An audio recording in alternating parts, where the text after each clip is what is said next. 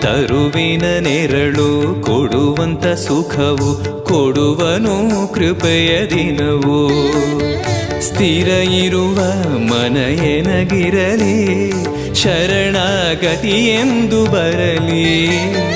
ಭಗವಂತನ ಪ್ರಿಯ ಮಗನಿವನ ಸಾರಿ ಬದುಕು ಇರಲಿ.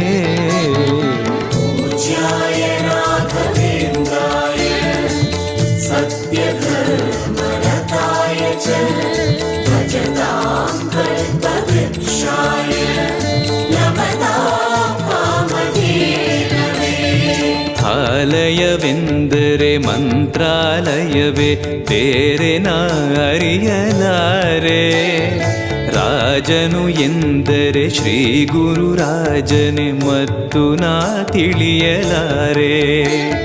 ಆಲಯವೆಂದರೆ